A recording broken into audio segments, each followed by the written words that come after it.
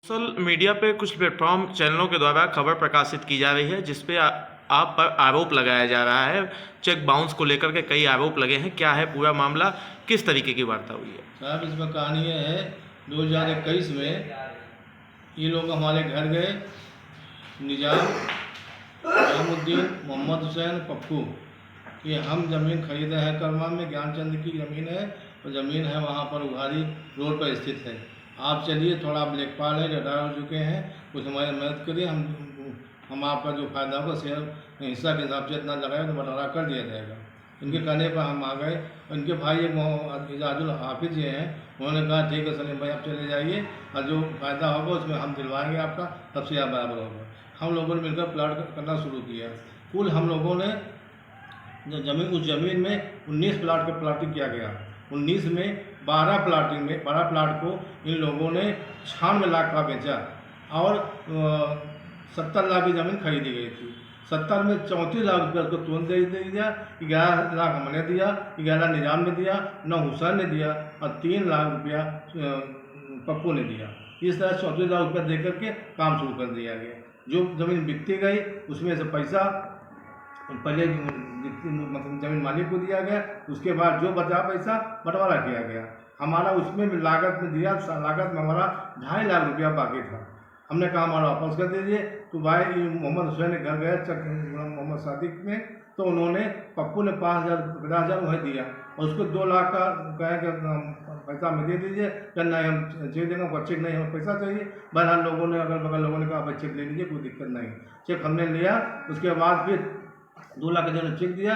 फिर हमारे साथी से उनसे कहा कि अलग घर के बात किया कि भाई ऐसा है, हमारे चेक खाते में पैसा नहीं है, इसके बाद आप थोड़ा से 1 हफ्ते बाद चेक लगाइएगा।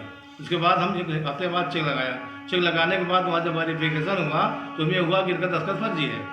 मैं दोबारा फिर कोशिश किया से, उन्होंने फिर कहा दस्तखत फर्जी है। उसके बाद हम जाकर ज़मीन के मालिक से कहा भाई हमारा पैसा दिला दीजिए। उन्हें कहा दिला देंगे। बाद में कहा हम नहीं जानते। हुसैन से कहा हमको हम नहीं जानते, पप्पू से कहा हम नहीं जानते। तो क्या करें हम, बल्कि गुड्डू हाफिज़ जी की चक्की बैठ समझौता किया गया। पप्पू ने हमको कट्टा निकालने के बाद वहाँ बल्कि गुड्डू ने हटा के भाग जाओ यहाँ से, हमारे पास कभी मत आना। उसके बाद भी हमने जब इन्होंने नहीं दिया, पहले चेक दे दीजिए, हम पैसा दे देंगे। पैसा नहीं, पहले पैसा दे फिर चेक देते हैं। इन्होंने नहीं दिया। उसके बाद फिर गुड्डू ने हम जाकर इसको मुकदमा कायम किया वहाँ पर कचहरी न्यायालय में, जिसका क्वेश्चन आंसर हमने लगा दिया है। और उसके बाद फिर वहाँ जाने के बाद फिर हमने गुड्डू हाफिज़ जी ने अपने चक्की बुलाकर समझौता किया। निजाम भी थे उसमें, पप्पू भी थे और क्या कहते हैं हुसैन भी थे। तो हमने कहा हाफिज़ जी हमने हाफिज़ जी को, गुड्डू हाफिज़ जी को चेक दे दिया। हमने कहा जब दे देंगे पैसा हमारा दे देना। तो उन्होंने चेक दिया। कहा हम नहीं, चेक नहीं लेंगे, पैसा नहीं देंगे, जो मुकदमा जो पहले जो होगा फिर देखा जाएगा। उसके बाद गुड्डू उनके चक्की पर ही हमको गाली गुप्ता दिया। हम कुछ नहीं बोला, चलिए ठीक है। उसके बाद चलता रहा। उसके बाद फिर हमने कहा हमारा 2 लाख दे दिए, तो मुकदमा दायर कर दिया। जब तभी आए थे हमको गाली गुप्ता देते हैं।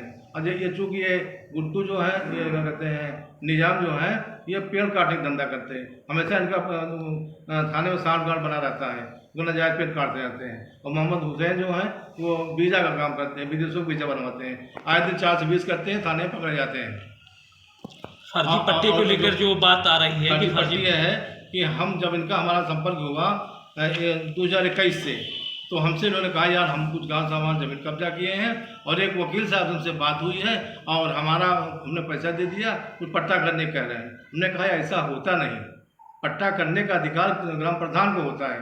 ग्राम प्रधान के से प्रस्ताव करने के बाद वो फाइल लेखपाल बनाता है। उसके बाद ये फाइल तहसीलदार साहब दस्तखत होता है, फिर SDM को दस्तखत होता है। उसके बाद फिर उस दस्तखत होने के बाद ये पट्टा वितरण करना का प्रधान का होता है। हमने कहा ऐसा हो ही नहीं सकता।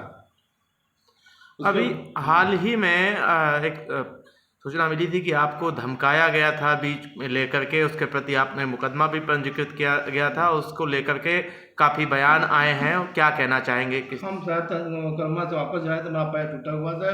धीमे धीमे हम जा रहे थे, हदीगंज वालपुरिया पहुँचे, हमें गाली गुप्ता दिया कि रुको पे हमका क्या मामला है।